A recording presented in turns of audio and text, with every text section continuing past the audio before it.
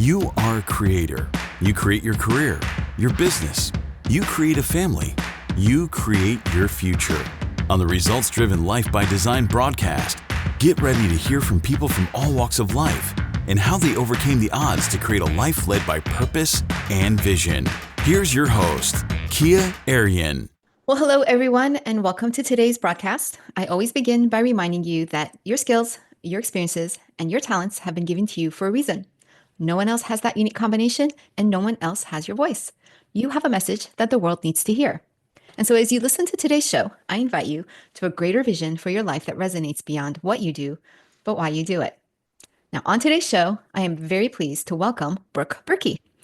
Brooke calls herself the law firm trainer, which means that she looks at the whole business just like a gym trainer who helps you work out the whole body. She has a special process and programs that maximize client experience and increase revenue. Her business is called Level Up Business Coaching. And with that, she focuses on two key areas for law firms: the intake process and reducing opportunity costs through efficient operations. Welcome, Brooke. So glad to have you here today. Thank you. It's such a pleasure to be here. So, Brooke, I love how specific you are with what you do. You work with intake process and reducing opportunity costs through efficient operations. You also, I know that you also focus on other key areas like emotional intelligence and relationship marketing. So these are all like my jam.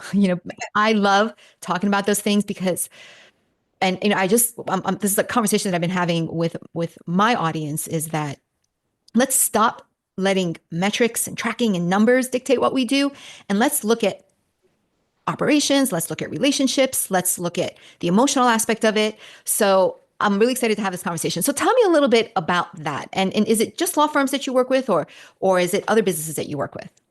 It's just law firms. So I've been working with and for law firms for about 20 years. I think my first job, real job, was a secretary at a real estate law firm. And that was when I was like 18. And so I caught the bug very early. And so it's really interesting. A lot of law firm consulting is focused on the hard stuff like KPI development, strategic planning, and all of that is gold. I love it. 100%. You absolutely have to do it. And I integrate that into what I do as well. But most people aren't looking at the soft stuff, which is harder to define, but has these seismic implications on revenue and operations. And that's emotional intelligence, client management, communication strategies and skills. And you wouldn't know how much friction you can reduce in a law firm environment just by focusing on these types of skills, which increases client trust and ultimately gets better outcomes, both with your own internal culture and the client and their case. And so it's a win-win, but it has to be trained. It's not something that someone just happens on, just because you're good with people, and many people are great, have great people skills, but they're not trained in emotional intelligence. Does that make sense? Oh, for sure. And the question that, and I agree with you on that, it's easier.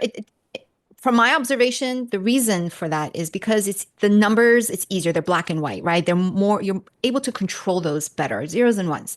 Yeah. This other stuff, the client communication, the soft skills, like you said, the emotional intelligence, it's just organic. There is no handle for it. And so I'm really curious, I think you can create frameworks to get better awareness and objective understanding of it, but it's always going to be a moving target, it seems. Well, in some ways, yes, but in some ways you really can put a handle on it. We call it squishy skills that drive productivity. So it feels very squishy, like how you speak to somebody, how you approach conflict, and all of this. And those are skills that can be learned in training and then reinforced over time. But the more measurable outcomes come with time management. So here at Level Up, we say there are three core issues with law firms. Number one, emotional intelligence. Number two, client management. And number three, time management. So emotional intelligence is the first thing to address. Second is leveraging emotional intelligence for client management. And then the third is leveraging client management for time management. So once you have client management, really, you've got the wheels on, then you can start to set forth expectations about how people manage their time. Because the number one interrupter of productivity is probably clients. And then number two is probably lack of inter-team or interpersonal communication. Yes, I love that. I love how you've integrated those together into an outcome that can be measured. I found in our process, so we focus on relationship marketing, relationship building through nurture marketing, through the programs that we do. Yes. And you want I've seen the stuff. It's beautiful. Thank you. Thank you so much. One of the things that is kind of creates resistance for people to kind of dive in to do the work, such as the print newsletters or anything else that kind of does that nurture marketing, is how can I measure it? Like, how can I measure it? And so we've also been working on creating, well, here's how you can measure it. We call it leading indicators and lagging indicators. So I love that time management, once you implement those things, now as a result, you can see that you measure that. Yeah. I've also seen leading indicators where it's like, well, measure how often you contact people, measure how many call to actions you have, measure, the offers that you have. Let's have a measure of those things and see 2, 3, 4, 5 months down the road what difference is making. So yes, those are handles we can put on it, and with the right framework, we can, it can be controlled.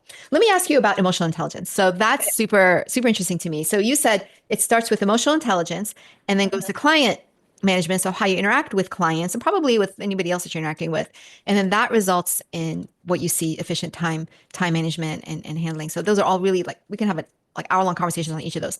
Yeah, we could. Tell me a little about what you define as emotional intelligence and maybe some examples. Absolutely. So we start off with the concept of know me, know you. So the idea is the better that I understand myself, my own natural wiring, the way that I process and relate to the world, the more my awareness builds about how other people are wired, how they relate to the world, and how that may or may not be the same way that I do it. And conflict is really simplified as two people with valid concerns in competition, right? So let's say I have a valid viewpoint and you have a valid viewpoint, but they just don't align. And so we have to figure out how to deal with that. So part of using emotional intelligence in conflict specifically is saying, oh, okay, so let me try to understand how you view the world, how you process, and then I'm going to take how I process and see if we can find some common ground. So there's a bunch of indicators that you can use. One that I use all the time is introversion versus extroversion. So, for those of you who aren't familiar with those terms, introversion just means energy management that is best done alone or in small groups. So if I'm introverted, then I need to recharge by myself or with one person, like a spouse or a close friend or something, just to be around and relax. Extroverts, they feel depleted when they aren't around people. So the way they recharge is like at the end of a long workday, they're like, I'm going to go to a party, right? And so an example of conflict, and you can just take spouses because that's the easiest one. Let's say you have one spouse that's an introvert and one spouse that's an extrovert. And at the end of a long day, the introvert just wants to sit on the couch and watch TV with their best friend or their loved one. And the extrovert's like, let's go out, let's go to a party, let's go, to a place where there's crowds, and that creates conflict. So that's two very different ways of viewing the world, both valid, competing, right? Yeah. So the way you can build emotional intelligence, the first thing that I do with my students is I give them a personality assessment. And we review it, and then we start to talk about how our traits can be our best friend and how they can also get in our way, which means that the impetus for leveraging your own personality is on you. So recognizing how your natural wiring can really be a good thing for your work, but there's a very high chance that it can also be a bad thing. So empathy, that's really easy to relate to, right? Everybody knows what empathy is today. So somebody in intake, for example, with really strong empathy skills, they will have a really easy time connecting with people, but they have trouble separating their emotions from somebody else's trauma. Mm. And so they will be very tired at the end of the day if they don't have those boundaries in place. Mm. Somebody who is wired for process, very strongly wired for process, they are going to be more efficient than their counterparts, but they're going to have a harder time connecting with people. So knowing what makes up our own natural wiring and then deciding how we can leverage those things to be at our best. I love all this. In fact, it's funny because this morning I was just thinking, kind of reflecting as I was getting ready, doing that inner work of knowing yourself. Mm-hmm. And being able to separate, like you said, like, well, I don't know if you said this or I thought this, but like you, it's fine. Yeah. When you do the work to understand yourself, there's this skill of kind of separating the emotion from it and not judging it, right? And always kind of being on the, why is this thought, this feeling coming up? Why am I reacting in this way? Mm-hmm. And most of the time, this is very kind of gratifying. And, like you said, like depending on your personality, you like that kind of self-reflection. But sometimes it's like, why can't I just go through life not overthinking everything?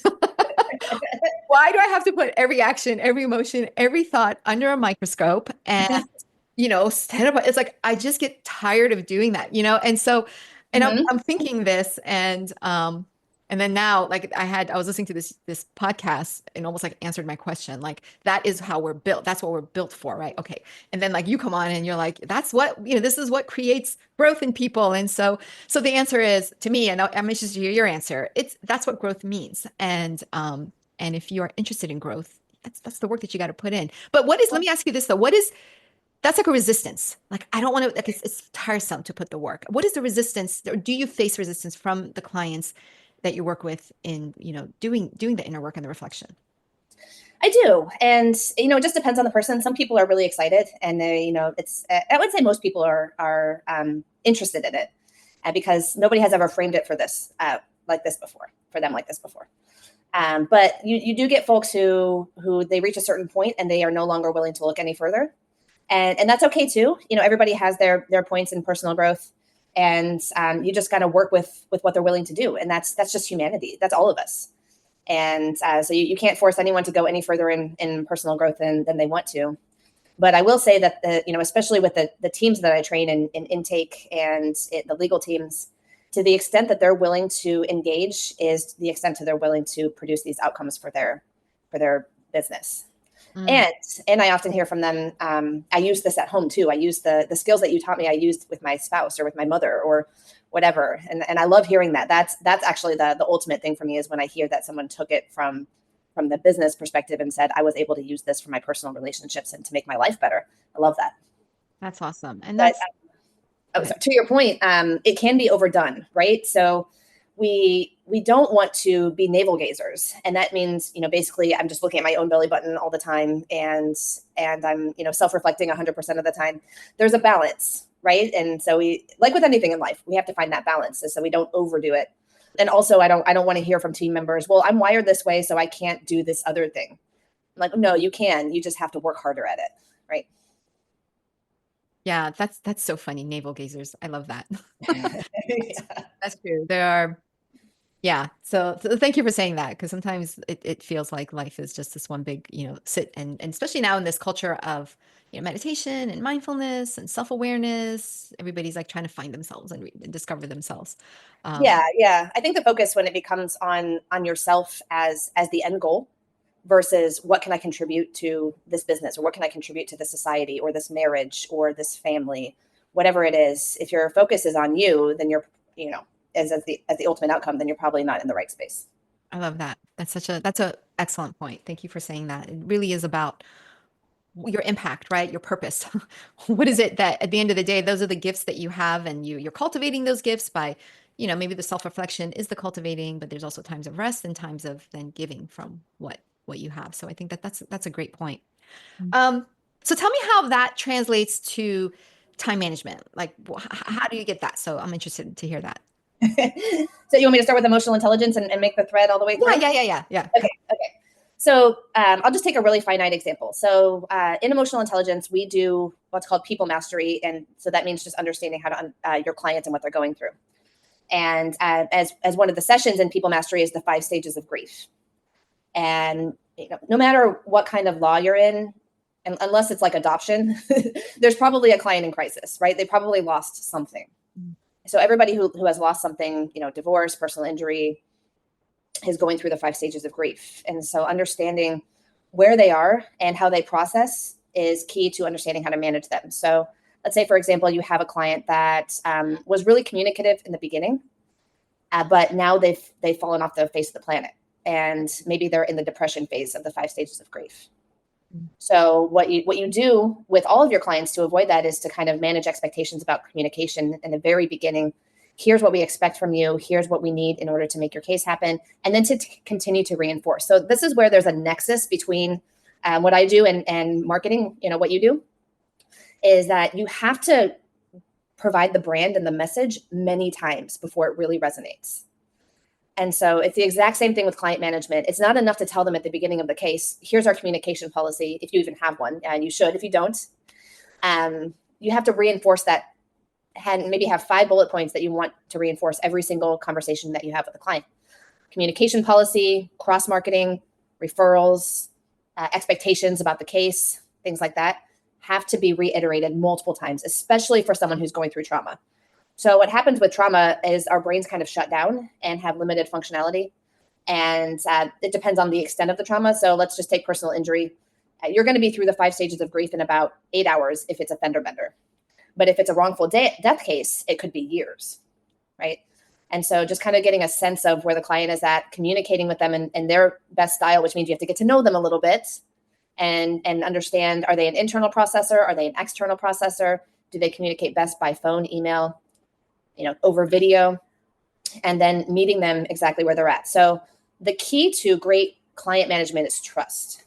And these are all the ways that we earn their trust is we demonstrate to them that we are taking the time to see them as an individual.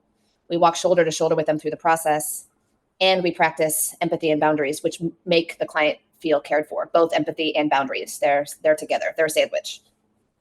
I think that it's really insightful how you have brought that and to help people to understand it and to integrate it into their day-to-day. I mean, truly, it really is connecting. And you're right. People who work with lawyers, most of the time, they have some crisis that they're trying to manage. So there's a lot of emotional management that has to happen. And, that's one of the key parts of relationship marketing that we define too, is that you have to have the trust of your client to get them the results they want. If they're in indecision or they're dealing with emotional baggage of making the next step that you need, like their signature on, or you need their movement on, that's not going to happen. So it's, and it's super, super important. And like, it's almost like, why haven't law firms done more of this? I mean, I was interacting with a law firm just for a friend, and the lack of those human skills was like, it was like appalling. But you know what? They're all going to be out there. I mean, we can't, rage over it. But more law firms need that. So I'm glad to hear how you've done that and been able to really make it so that it's understandable and integratable into the law firm. So tell me more. And then that moves to client management and then time management. Yes. So just a quick comment. Interesting on attorneys is that almost every single personality assessment I've done on attorneys is they turn out to be a high J on the Myers-Briggs, which is the critical thinking. And I'm not just talking like 80%, I'm talking like 99% or 100%, which is very unusual just in the general population. And that just kind of speaks to the way that you train your brain. And my theory is that it's because of law school. Like you may have been naturally predisposed to have high critical thinking skills, but then law school kind of sends them into overdrive. So real quick for those who may not be familiar, the Myers-Briggs has the four indicators. The J is the J, and what's the opposites of the J? P is prospecting, or prospecting. P is prospecting, and then J is judging. Okay. Yes. And the P is more like intuitive, and the judging is more like.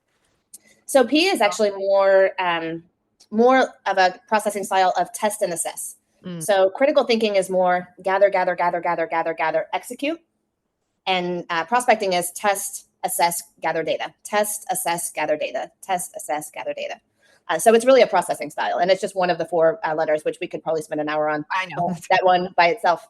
But that's just another example of using emotional intelligence at work, is understanding that attorneys have outsized critical thinking skills, and that's how their brain is wired, right?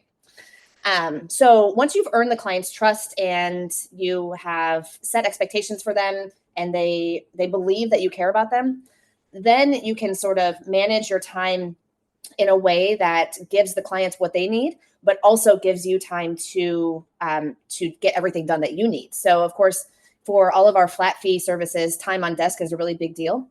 And so there's a couple of client types. I won't go into all of them today, but one is the rambler and one is the withholder. And so they both have communication issues. One, you can't get to stop calling you, and one you can't get a hold of, right? So one example is, and I'm going to write about this in my weekly email. So all of you who are getting that I guess it'll be in the past now, but one of the things that you can do as a legal team member is once you've earned the client's trust, you can say, you know what, Mrs. Jones, thank you so much for calling me today and keeping me apprised. You are such a great communicator, and I really appreciate that about you. why don't we have a 15-minute call every single Tuesday that's just for you and me? And that will be our weekly touch point. I will love to speak to you, and I will look forward to catching up with you every single week. It's going to be 15 minutes. Can you do that Tuesdays at 10 o'clock? Okay, fantastic. So unless something's really, really important, like a high priority, we'll wait until next Tuesday to speak. I'm really looking forward to it. I can't wait. Right. And so that's empathy. So that's kind of letting them know, I appreciate your communication, but I can't talk to you every day. That you can't interrupt me every single day, especially if you're just calling to talk about your dog and your house and your sister and all of these other things. But what I would love to do is I care about you and I want to talk to you every single week. Let's just make it once a week, right? And then I can focus on your case too, because if I'm being interrupted, then I'm not going to really be able to focus on what you're asking me, right? So that's that client management and time management intersection.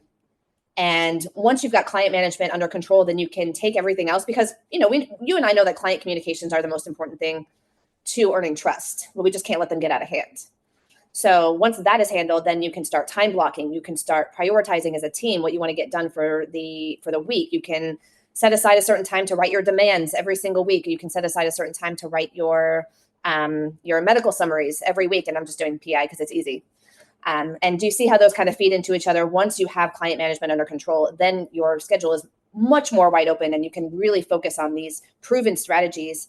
And everybody works differently. And so it ties back into emotional intelligence. You have to know, what's your working style? Do you process big to small or small to big? When are you most creative? When are you most linear in the day? And so that goes back to that self-reflection. And so in our training program, we build individual time strategies and then we build team time strategies so that everything gets covered and everything's working in harmony while still honoring the individual's autonomy. Yeah.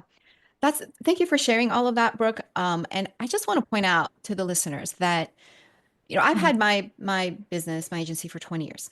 And the things that Brooke is talking about, I learned the hard way. But I do remember, and these are things that you don't, like, as a person, as a business owner, you think that you should naturally know these things, but you don't. And Yeah. I remember specific times in my journey where I butt up against these interpersonal things. Like I had to figure out how to talk to my team about their compensation or changing the compensation plan, or I had to deal with a grumpy client or those things. And one, I spent way too much time trying to figure out what to do, or I just ignored the situation to the point where Yeah. where it just, like, I mean, you think you mentioned opportunity cost, where it could have been something that would have resulted in growth and whatever, but because I didn't want to deal with it, because I didn't know how to best deal with it, it cost me. I lost something that I could have gained, and it's one of these things, Brooke. The what you bring to businesses and law firms is one of those things. It's like that quote that says, "Big doors swing on small hinges." Even though it's not as apparent as that big lead conversion number or that CRM or how many phone calls come in or the reviews that you're getting, or it's with your wins, your case results, it may not be. It's kind of quietly in the background, but it's one of those key things that is really moving the needle, not just for clients and the results you get for them, but internally within your own team and with how you interact with one another. And those are really, really key areas where it's easy to put off and say, I don't have the time, I don't have the budget, I'll deal with this later. And I'm not trying to make it sound like a commercial here, but just really point out the importance of what you're doing.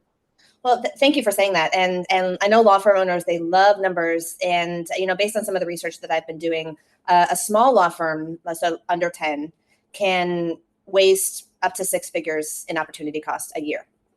And, it's hard to measure, but the data is out there. And some of the things that we measure is, case times and outcomes. And we do qualitative measurement and things like that. So there are data points available. But you're right. It is harder to measure. It feels more squishy, but it moves the needle significantly. Like, which one of us couldn't use an extra $100,000 in our pocket? Right.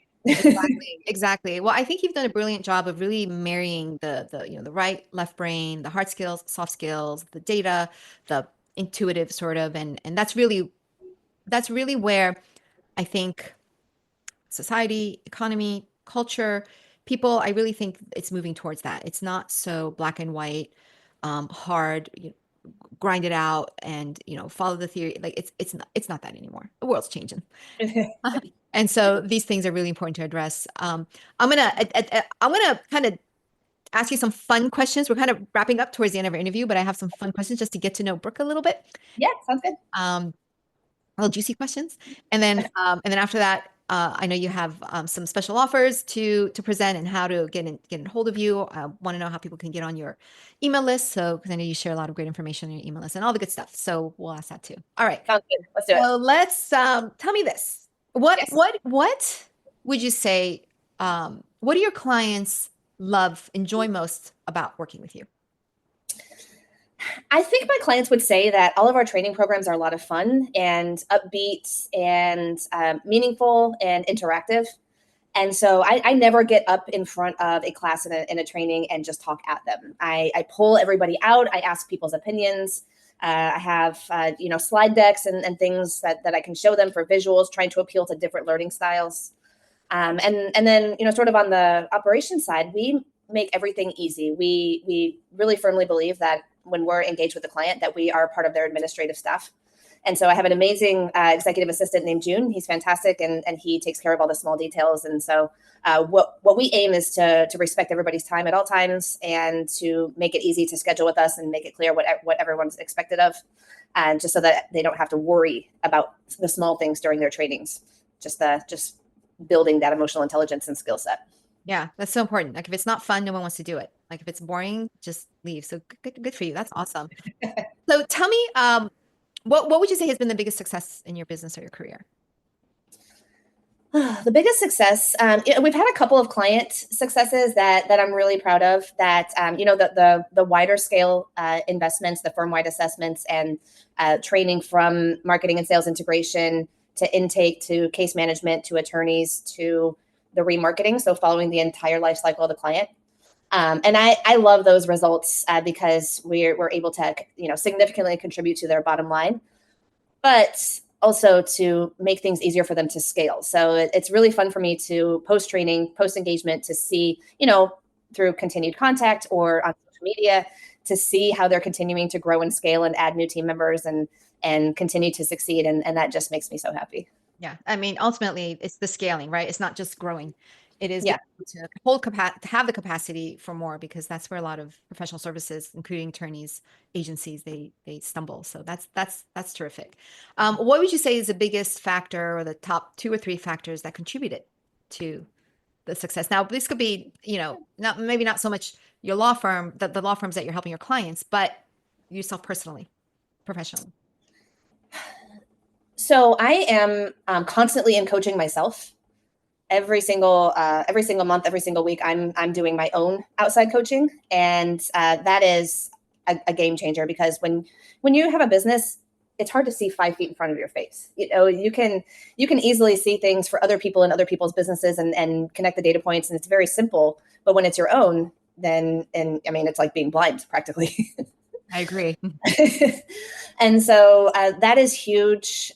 Also, just being willing to be flexible about where the market is going. So, a business plan only goes so far. You can take a business plan, you can say, this is where I want to be, but the market can change in 5 seconds, and you have to be flexible and introduce new things, like for example, recruiting. I wasn't really doing recruiting for a while. And then a couple of my clients asked me if I was doing it, and I built a really robust vetting program that has benefited some law firms with some great candidates who are now working for them.